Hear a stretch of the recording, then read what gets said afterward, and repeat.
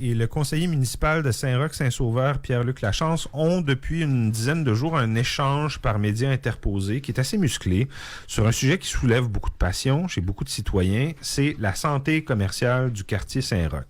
Madame Gagnon a signé une première chronique sur ce sujet-là le 28 novembre. Elle relayait le désarroi de la propriétaire de Champagne Chocolatier sur Saint-Joseph qui, elle, disait que le quartier était mort à 90% carrément. Le jour de la parution de la chronique, M. Lachance a été interpellé sur le sujet par une citoyenne lors d'une assemblée du conseil de quartier. Il a répliqué à la chroniqueuse du Journal de Québec qu'il se faisait aussi du beau dans le quartier Saint-Roch. Pierre-Luc Lachance, il est conseiller du secteur, mais il est également vice-président du comité exécutif de la Ville de Québec. Il est en studio ce matin. Bonjour, M. Lachance. Bonjour, M. Arsenault. Je vous inviterai pas au même party, vous et Mme Gagnon, en tout cas, ça c'est sûr. Et pourtant, on se croise, je croise tous les journalistes à l'occasion dans l'hôtel de ville et comme on dit, tout le monde a le droit à son opinion. Moi, je vois qu'il y a du beau dans Saint-Roch qui se fait, malgré les défis. On se cachera pas, là, il y en a des défis dans Saint-Roch, là. Mais on a des façons d'agir, on a des façons de faire face à la situation qui, pour moi, mérite qu'on relève encore plus de positifs. Et pour lequel on a des belles choses, tu sais, on regarde des commerçants qui se donnent, qui permettent de... Moi, je suis passé vendredi, je suis allé à l'Improdrome, et après ça, je suis allé prendre un verre avec mon cousin à la Corrigane. Tous les commerces devant lesquels je suis passé, les choses, c'était plein, il y avait des parties de Noël, il y avait des line-up dehors, donc les choses sont quand même bien, là. Le ton a monté à propos... d'abord, elle vous a reproché de ne pas avoir réagi avec assez de tonus à la fermeture de Benjo, l'emblématique boutique de jouets du quartier. Ouais. En même temps, quand les propriétaires de Benjo ont annoncé qu'ils fermaient, personne n'a dit que c'était à cause de l'atonie du quartier ou parce que ça allait pas bien. C'est un peu ce que vous avez répondu à cette citoyenne-là, donc à l'Assemblée citoyenne. Puis je répondais aussi que malheureusement, pour le commerce de détail, il est en mutation. On le voit, puis je donnais l'exemple de Toys R Us, qui a fermé à peu près une semaine plus tard à Place Laurier, c'est Laurier Québec. Désolé des vieux relents. C'est ça, donc autrement dit, Benjo n'aurait pas nécessairement fermé parce que Saint-Roch va pas bien. C'est peut-être parce que le commerce de jouets va pas bien, parce que les gens achètent en ligne, c'est connu. Exactement, il y a plusieurs facteurs. Puis moi, ce que je tiens à dire, c'est les gens qui ont tenu Benjo pendant ces 20 années-là, c'est merci. Merci d'avoir donné une impulsion, merci d'avoir donné du temps. Je comprends que maintenant, des gens peuvent vouloir aller ailleurs, faire d'autres choses, et moi, je respecte beaucoup ça.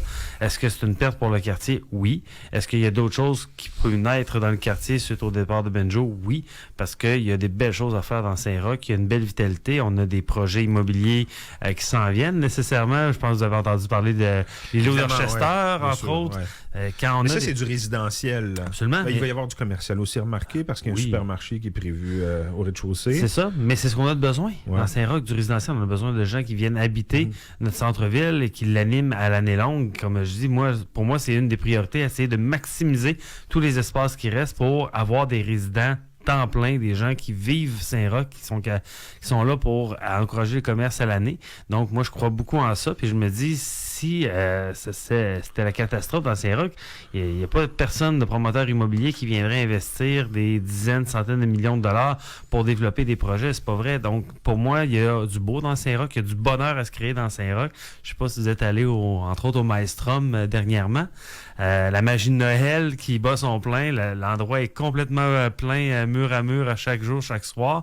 Moi, je fais le tour des cafés. Quand elle dit que c'est l'hécatombe, Mme Gagnon, vous n'êtes pas d'accord avec ça. C'est pas le diagnostic que vous posez sur le quartier, c'est ça? Je suis d'accord qu'il y a des défis dans Saint-Roch, qu'il y a des gens qui ont mal, il y a des gens qui sont vulnérables, mais nécessairement, il faut en prendre soin. Je pense qu'on a un plan. C'est l'itinérance, mais c'est la consommation de drogue aussi. On va revenir à l'itinérance. Oui, sur la vie commerciale, il y a un roulement. Il y a un roulement que moi j'observe, puis j'habite le secteur. J'ai habité Saint-Roch spécifiquement, coin du Parvis de la Reine pendant des années. J'ai habité même dans la Tour Fresque. Il y a toujours eu un roulement de commerce dans Saint-Roch. Puis tout le monde a encore, je pense, la nostalgie pour les plus vieux, des vieux grands magasins Polac, La Liberté et tout. Mais ils sont plus là, ces grands magasins-là. Puis il y a d'autres choses qui naissent à travers ça. Donc il y a un roulement, il y a des défis. Les rues commerciales ont des défis. C'est pour ça qu'on met de l'argent. C'est pour ça qu'on est là pour appuyer la SDC. On construit, puis entre autres, la rénovation qu'on fait de la bibliothèque Gabriel-Leroy, ça aide les commerces autour. Là. Moi, bon nombre de gens que je vois à la bibliothèque Gabriel-Leroy arriver avec un petit café, un petit thé, venant justement d'un des cafés à côté, nécessairement, c'est des gens qui arrêtent, puis qui font commerce, puis qui décident de venir à la bibliothèque Gabriel-Leroy. Donc, juste ça génère de l'activité économique. Donc, on n'a pas de raison de se préoccuper du taux d'inactivité de certains locaux. Oui, on a raison de s'en préoccuper. Puis, moi, je le dis, il y en a d'autres qui vont fermer dans les prochains mois. Ça arrive, c'est normal, c'est un roulement. Il y a des gens qui essaient des concepts qui, finalement, sont pas satisfaits. Il y a des commerces qui sont là depuis des années qui, finalement, ont d'autres volontés pour la suite des choses. Il va en avoir d'autres des commerces qui vont fermer dans Saint-Roch. Il y en a d'autres qui vont ouvrir. Nous, notre travail, c'est de maximiser justement l'attractivité de la place pour que les gens fassent le choix de Saint-Roch, décident de venir s'établir, puis de remercier ceux qui ont donné des années en commerce pour Saint-Roch, puis qui ont décidé d'aller faire autre chose. Donc, on a besoin de consommateurs, selon vous, dans le quartier, c'est ça? Du 109? On a besoin. Oui, on a besoin de consommateurs, on a besoin de résidents, on a besoin de gens qui se sentent justement bien d'aller consommer dans Saint-Roch. Puis, tu sais, j'ai un de mes très bons amis qui avait le sushi L'Œil du Dragon, qui a décidé de fermer ses portes parce que justement, il était rendu à autre chose dans la vie. Puis c'est plate, moi c'est mon meilleur sushi. Bon, vous allez dire, j'ai un préjugé, c'était mon ami. Mais tu sais, il m'a parlé, il m'a dit oui, on a des défis, mais c'est plus grand que ça. J'ai de la misère à avoir de la main-d'œuvre, j'ai de la misère je suis obligé de faire des heures de fou, puis à un moment donné, je me suis tanné, puis le bail est fini. Fait que nécessairement, j'utilise ma fin de bail pour me propulser vers autre chose.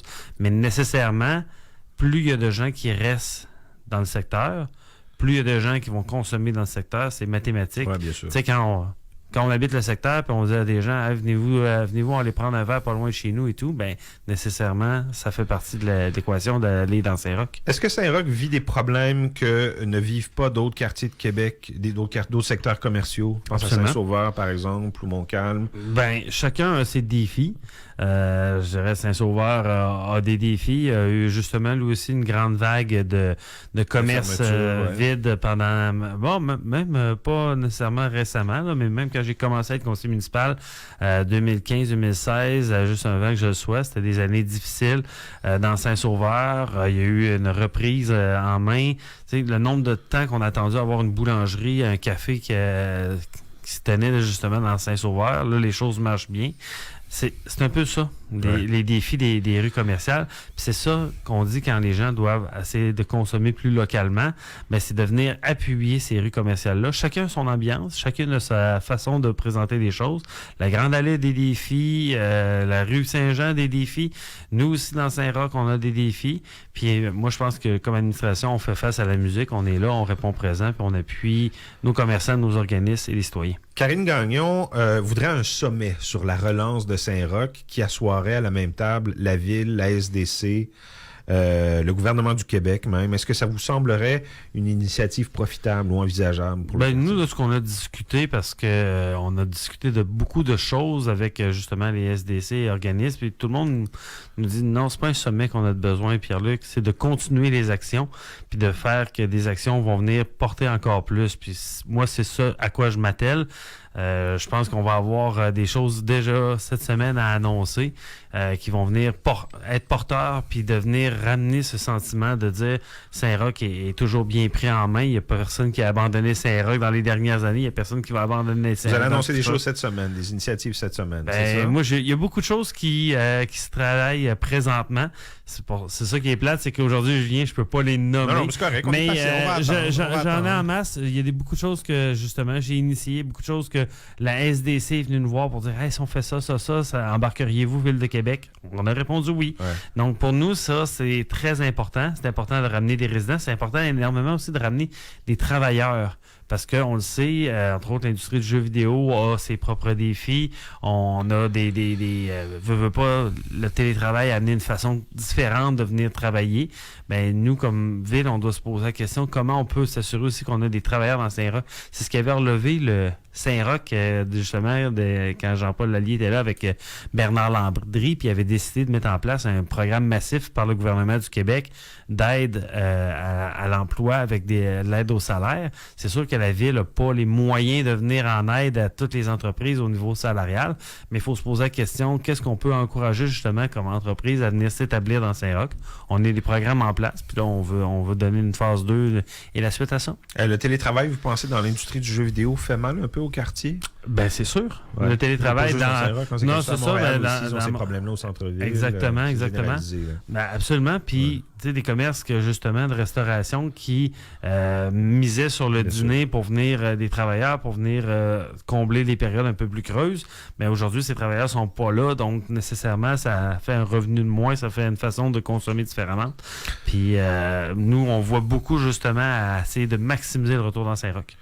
Un mot pour terminer sur l'itinérance. Dans le budget qui a été déposé la semaine dernière, vous prévoyez 4,7 millions pour la lutte contre l'itinérance. En mesure directe, là. Parce que justement, c'est un peu ce que je voulais vous demander. C'est 1,6 million de plus qu'en 2023. Comment ça fonctionne, cet argent-là? Vous le distribuez à des organismes communautaires qui viennent en aide à des itinérants, c'est ça? Il y a beaucoup de choses. Il y a effectivement de l'argent qui va aux organismes communautaires. Il y a de l'argent qui va pour des mesures qu'on veut initier en tant que ville. Il y a de l'argent qui va pour amener des aménagements urbanistiques différents. Mais la majorité vont pour justement des programmes pour aider à appuyer le communautaire sur des initiatives. On met de l'argent autre, là, c'est ça que je dis, 4,7 millions, c'est un volet.